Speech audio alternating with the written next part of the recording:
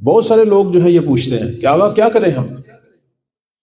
بس اوقات ہم عبادتیں کر رہے ہوتے ہیں، ہم عزاداری بھی کر رہے ہوتے ہیں، اہل نماز ہیں، اہل روزہ ہیں، اہل عزاداری ہیں، اہل توسل ہیں، آنسو بھی ہیں جو محبت اہل بیت میں ہماری آنکھوں سے بہتے ہیں۔ آیا یہ ساری تضمین ہے ہمارے لیے؟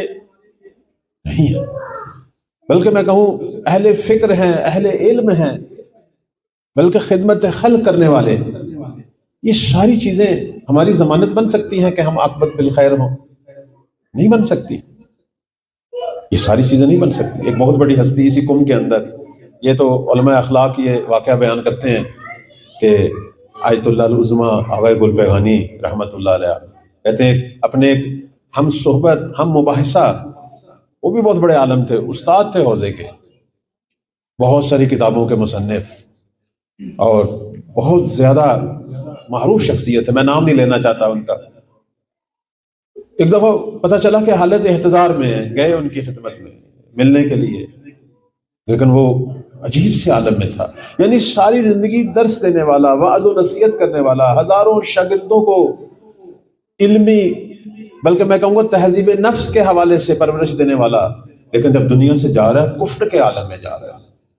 چونکہ ان کے آخری الفاظ دیکھا، آغا گل بیگانی کو دیکھ کے کہنے لگا میں تجھ سے زیادہ بڑا عالم تھا، میری استعداد تجھ سے زیادہ تھی، ہم مباحثہ کرتے تھے، میں تجھ سے زیادہ بابصیرت، علم میں تجھ سے بڑا، میرے شاگرد تجھ سے زیادہ، میرا درس میں رش تجھ سے زیادہ، میری کتابیں تجھ سے زیادہ، لیکن خدا نے اچھا نہیں کیا، میرے ساتھ ظلم کیا، تجھے مرجع جہاں بنایا اور میں گمنامی کی زندگی میں دنیا سے جا رہا ہوں۔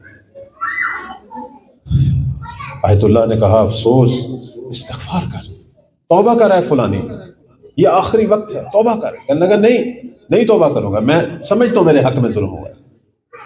نہیں ہو سکتی تھی توبہ، نہیں ہو سکتی تھی، کیونکہ وہ چیز جو اس سے کفر کے عالم میں لے جا رہی تھی وہ اتنی قوی ہو گئی تھی کہ اب اس نے اس کی زبان پہ تالے ڈال دیے، نہیں ہو رہی تھی۔ یہ حقیقت ہے۔ جب ہم ان ہستیوں کو دیکھتے ہیں، زبیر کو، ان جیسے بزرگوں کو، واقعی انسان بس اوقات گھبرا جاتا ہے کہ میرا کیا بنے گا۔ اب تو ہم اس دور میں ہیں کہ جس دور کے بارے میں ہماری احادیث اور روایات میں آیا ہے کہ ایک دور آنے والا ہے آخر الزمان کا، کہ جس میں لوگ صبح مومن ہوں گے، رات کو کافر ہو جائیں گے، یا ایک شخص جو رات کو مومن سویا تھا صبح جب اٹھے گا تو کافر اٹھے گا۔ کیوں؟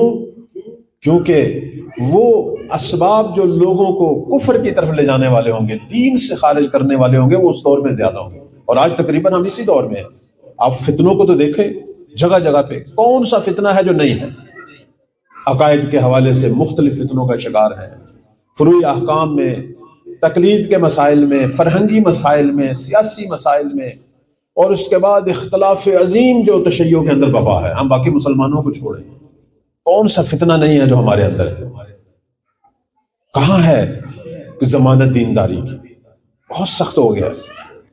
میں پڑھ رہا تھا کہ ایت اللہ مرشی نجفی رحمۃ اللہ علیہ، وہ تو بڑے اچھے دور میں تھے ہمارے حساب سے، ان کے بارے میں پڑھ رہا تھا کہ بتاتے ہیں بزرگان کہ آغا مرشی جب صبح نکلتے تھے حرم کی طرف آتے تھے بالاخر درس کے لیے، نماز کے لیے، تو اللہ تعالیٰ کو 14 معصومین کی قسم دیتے تھے کہ پروردگار تجھے 14 معصوم کی قسم کہ میں جب دوپہر کو گھر پلٹوں تو دینداری کی حالت میں پلٹوں۔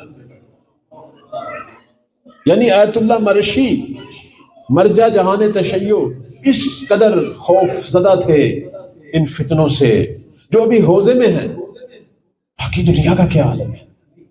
باقی دنیا کا کیا عالم ہے؟ ہم کبھی بھی نہ سوچیں کہ یہ جو بس اوقات ہم یہ کام کر رہے ہیں یہ کام ہماری تضمین ہے، نہیں، بلکہ ہمارے اہل معرفت کہتے ہیں کہ یہ ساری چیزیں، نماز، روزہ، عزاداری، توسل، زیارت، یہ سب سبل ہیں۔ جیسے قرآن میں ہے نا سبل کا لفظ، یہ سبل ہے، یہ صراط نہیں ہے۔ ہاں سبل لے جاتے صراط کی طرف ہے، اصل مسئلہ ہے صراط تک پہنچنے کا۔ بلکہ دوسرے لفظوں میں کہوں یہ سب عبادتیں ہیں عابد بنانے کے لیے، لیکن عبودیت نہیں ہے۔ اصل نقطہ یہاں ہے۔ دیکھیں نماز کے حوالے سے بھی آپ توجہ کریں، کس نے سب سے زیادہ نمازیں پڑھی؟ ابلیس کے بارے میں کہتے ہیں 4000 سال تو اس نے ایک سجدے میں گزاری، 4000 سال۔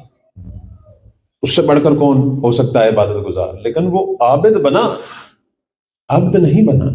لہذا اللہ نے جب ایک چھوٹا سا امتحان لیا ابلیس کا، اس کی عبودیت کھل کے سامنے آ گئی۔ عبد اور عابد میں فرق کیا ہے؟ وہ یہی ہے، عابد صرف اس کی توجہ اپنی عبادتوں پہ ہوتی ہے، عبد کی توجہ اللہ کی بارگاہ میں تسلیم ہونے پہ ہوتی ہے۔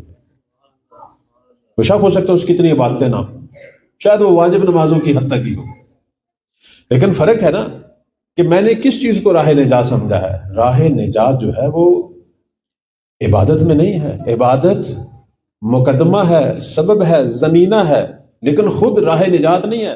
اگر عبادت راہ نجات ہوتی تو ابلیس بخشا جاتا، پھر نجات پا جاتا، بلکہ عبادت جو ہے وہ مقدمہ ہے عبودیت کا۔ اگر ہم عبودیت تک پہنچے پھر کہہ سکتے ہیں اپنے مولا کی ہمراہی میں کہ فزت ورب الکعبہ، پھر کہہ سکتے ہیں۔